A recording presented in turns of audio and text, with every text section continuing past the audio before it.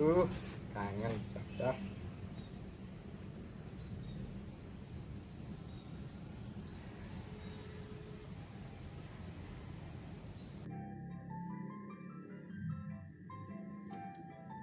Siapa ini?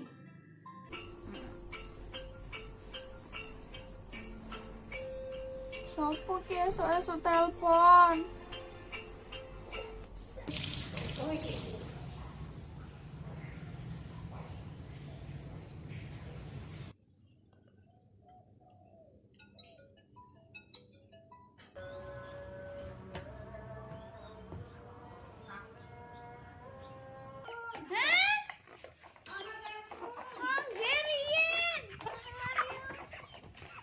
Alah, Krumet.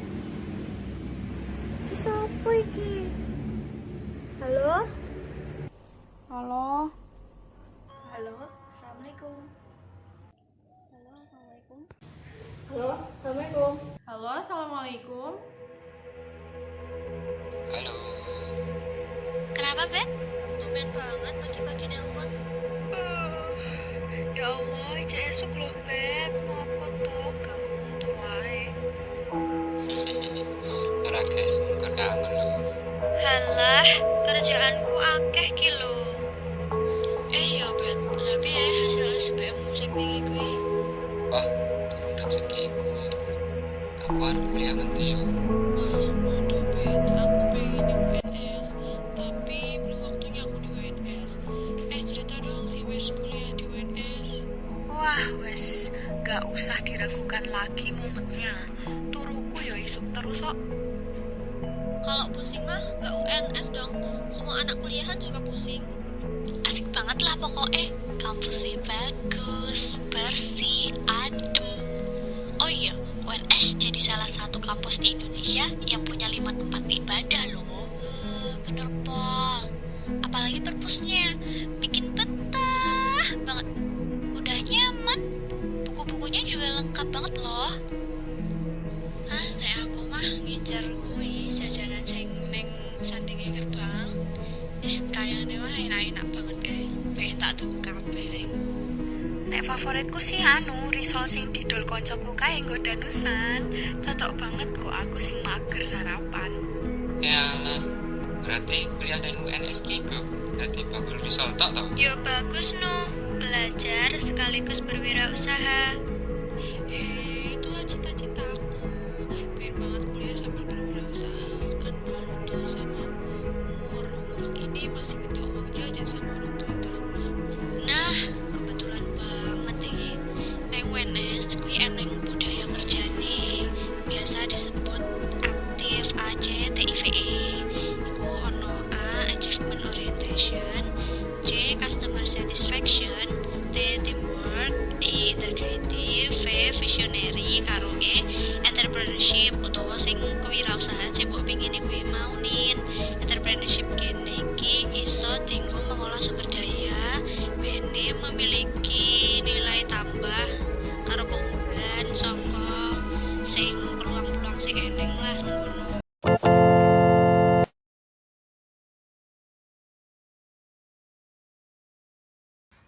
Baik teman-teman, di sini saya akan membahas mengenai segmentasi pasar. Yang pertama yang akan saya bahas yaitu pengertian. Segmentasi pasar merupakan pembagian kelompok pembeli yang memiliki perbedaan kebutuhan, karakteristik, ataupun perilaku yang berbeda di dalam suatu pasar tertentu. Yang kedua yang akan saya bahas yaitu ada beberapa syarat segmentasi yang efektif. Pertama, dapat diukur. Ukuran, daya beli, dan profil pasar harus dapat diukur dengan tingkat tertentu. Dan yang kedua, dapat dijangkau.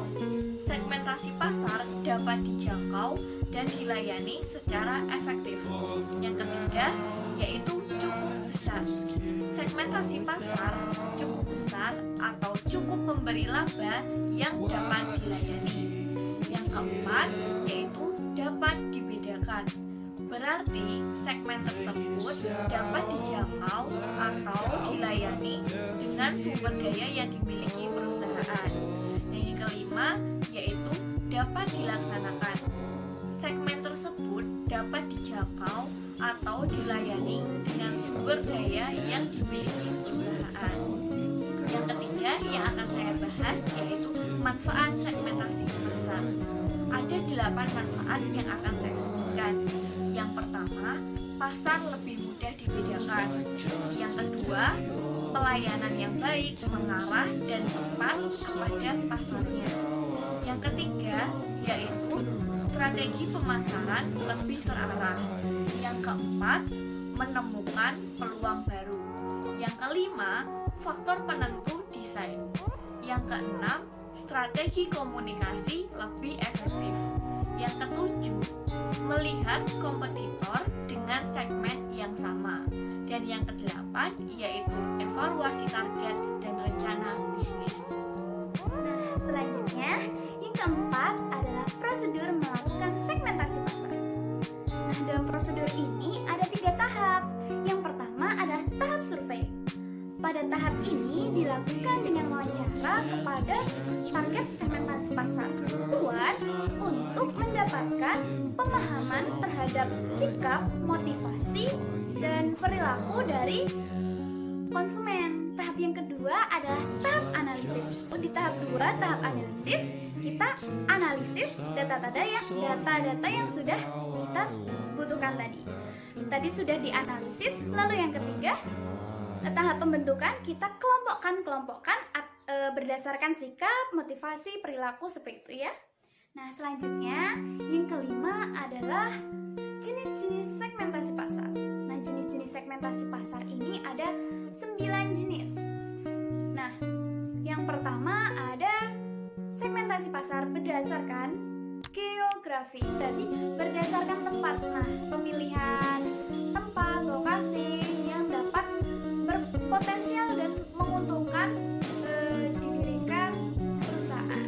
Yang kedua ada segmentasi pasar berdasarkan demografi. Jadi ini lebih dikelompok-kelompokkan berdasarkan jenis kelamin, pembagian usia, tingkat pendidikan, tingkat ekonomi. Yang ketiga yaitu segmentasi pasar berdasarkan psikografi. Bagaimana konsumen dalam segmen demografi tertentu merespon stimulus. Lalu yang keempat ada sosiokultural. Nah, ini lebih ke nanti ada tahap daur ulang keluarga, kelas sosial, lalu ada budaya, nanti lintas budaya. Lalu jenis yang kelima ada hubungan segmentasi pasar berdasarkan hubungan secara ekstrim. Ini ada 3 ya. Jadi yang pertama itu ada tingkat kegunaan. Jadi lebih mungkin bisa kalau di daerah ini itu lebih kegunaan ini lebih berat atau sedang atau ringan.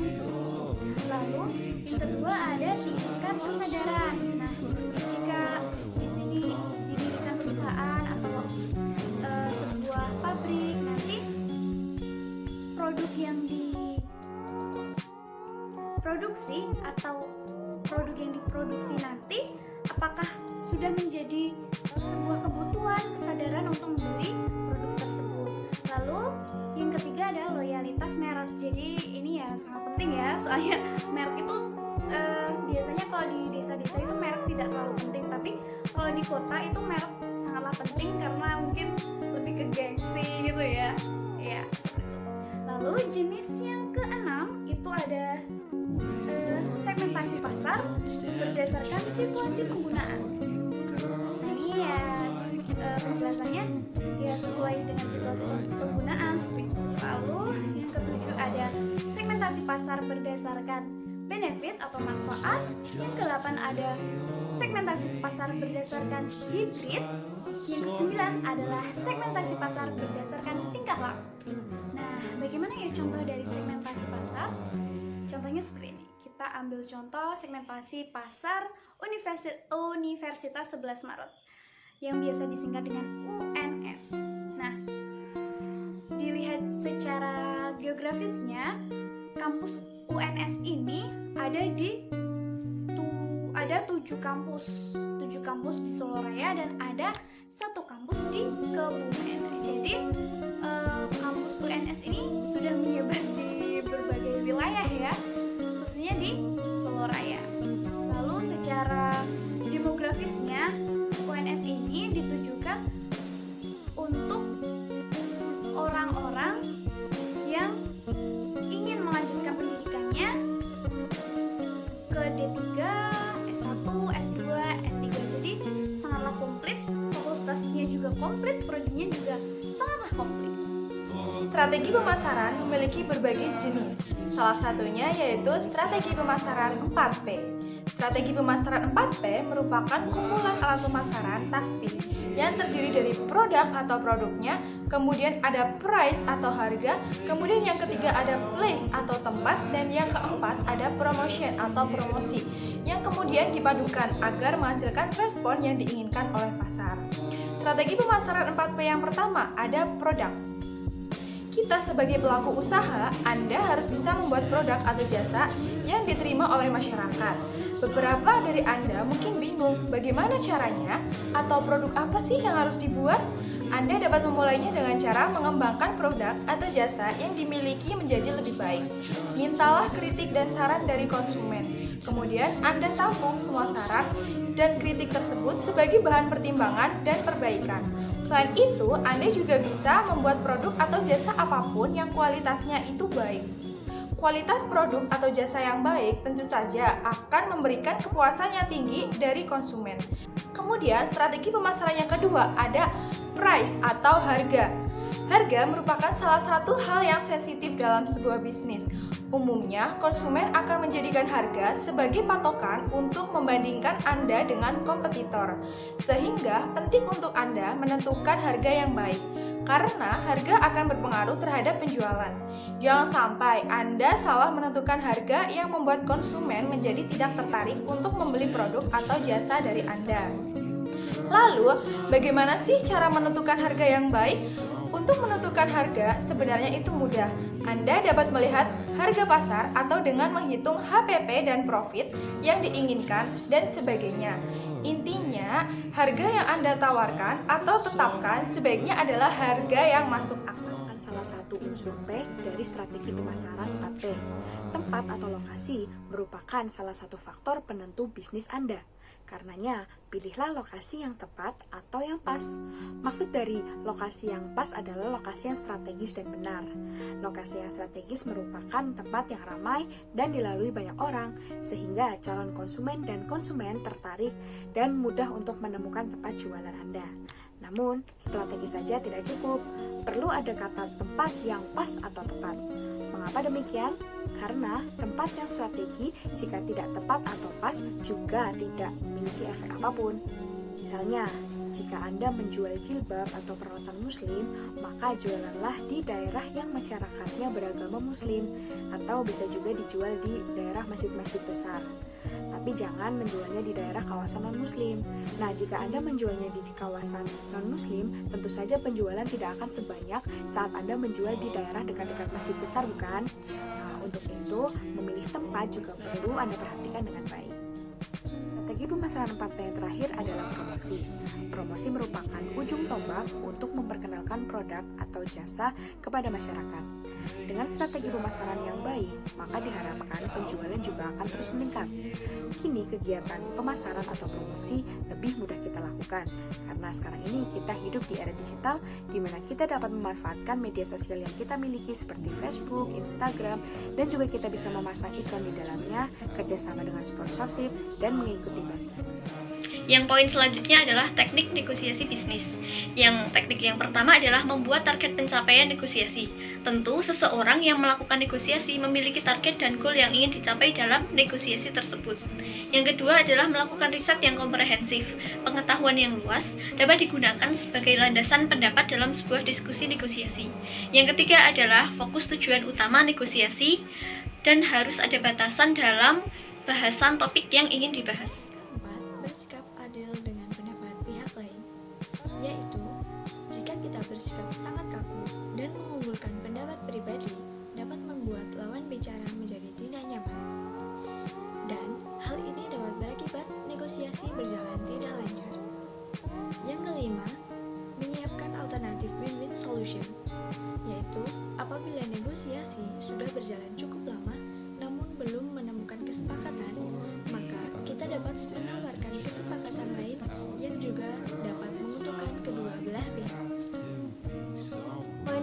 selanjutnya adalah pengembangan produk.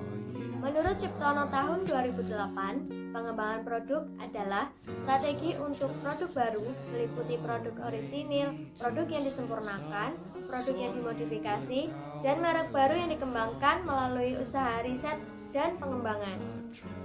Menurut Alma tahun 2002, terdapat beberapa alasan yang membuat perusahaan melakukan pengembangan produk, yaitu untuk memenuhi keinginan konsumen, untuk menambah omset penjualan, untuk mendayagunakan sumber-sumber produksi, untuk memenangkan persaingan, untuk meningkatkan keuntungan dengan pemakaian bahan yang sama, untuk mendayagunakan sisa-sisa bahan, untuk mencegah kebosanan konsumen, dan untuk menyederhanakan produk pembungkus. Menurut Kotler dan Keller pada tahun 2008, strategi pengembangan produk terdapat beberapa jenis, yaitu yang pertama, memperbaiki yang sudah ada. Dalam hal ini, perusahaan menggunakan teknologi dan fasilitas yang ada untuk membuat variasi dan memperbaiki produk yang ada. Yang kedua, memperluas lini produk. Jenis pengembangan produk dilakukan perusahaan dengan cara menambah item pada lini produk yang sudah ada atau menambah lini produk yang baru. Yang ketiga, menambah produk yang ada. Perusahaan dalam hal ini menambah atau memberikan variasi pada produk yang telah ada dan juga memperluas segmen pasar dengan melayani berbagai macam konsumen atau pembeli yang memiliki selera yang berbeda-beda. Yang keempat, meniru strategi pesaing. Pada cara ini, perusahaan meniru kebijakan pesaing yang dianggap menguntungkan, seperti halnya penetapan harga. Yang kelima, menambah lini produk. Biasanya perusahaan memerlukan dana besar dalam penambahan produk baru yang tidak ada kaitannya sama sekali dengan lini produk yang telah ada, karena produk yang belum pernah diproduksi sebelumnya, serta dalam hal penggunaan fasilitas-fasilitas untuk mempromosikannya memerlukan proses yang baru pula. Sedangkan menurut Ciptono pada tahun 2008, terdapat 3 strategi pengembangan produk, yaitu yang pertama, strategi peningkatan kualitas. Produsen dapat meningkatkan daya tahan produk atau dengan meningkatkan kehandalan dan kecepatan pelayanan terhadap konsumen. Yang kedua, strategi peningkatan keistimewaan produk. Ada 4 indikator yang dapat meningkatkan keistimewaan suatu produk, seperti kualitas bahan yang dipakai, keanekaragaman, kenyamanan dalam pemakaian suatu produk bagi penggunanya, dan aksesoris tambahan. Yang ketiga, strategi peningkatan gaya produk. Produsen bisa meningkatkan nilai suatu produk dari segi pemilihan warna produk tersebut, rancangan atau desain yang menarik, dan yang terakhir adalah kemasan yang dapat memberikan nilai tambah bagi produk tersebut. Tahapan proses pengembangan produk. Pengembangan produk bukan merupakan hal yang mudah bagi perusahaan menjalankan. Proses pengembangan produk untuk setiap perusahaan juga berbeda, tergantung produk serta tingkat kompleksitasnya, dan untuk kegiatan-kegiatan ini lebih membutuhkan daya analisis intelektual dan manajemen organisasi. Menurut Shimamura, terdapat 8 tahap yang harus dilalui dalam pengembangan produk baru, yaitu yang pertama, analisis kebutuhan pelanggan, yang kedua, permunculan gagasan, yang ketiga, penyaringan ide dan evaluasi, yang keempat, analisis bisnis, yang kelima, pengembangan strategi pemasaran, yang keenam, pengembangan produk, yang ketujuh, pengujian produk dan pasar, dan yang kedelapan adalah komersialisasi. Lalu terdapat juga faktor pendukung dan penghambat pengembangan produk. Mulai dari faktor pendukung terlebih dahulu ya. Terdapat beberapa faktor yang mendorong perusahaan untuk melakukan pengembangan produk. Yang pertama, perkembangan teknologi. Yang kedua, perusahaan selera konsumen. Yang ketiga, persaingan. Yang keempat, adanya kapitalisasi produk berlebihan. Yang kelima, siklus hidup produk yang pendek. Dan yang keenam, adanya keinginan untuk meningkatkan laba. Lalu terdapat juga faktor penghambat proses pengembangan produk tersebut, yaitu yang pertama, kekurangan gagasan mengenai produk baru yang penting di bidang tertentu. Yang kedua, pasar yang terbagi-bagi karena persaingan yang ketat. Yang ketiga adalah kendala sosial dan pemerintah. Yang keempat, mahalnya proses pengembangan produk baru. Yang kelima, kekurangan modal. Yang keenam, waktu pengembangan yang lebih singkat. Dan yang 7 atau yang terakhir, siklus hidup produk yang lebih singkat.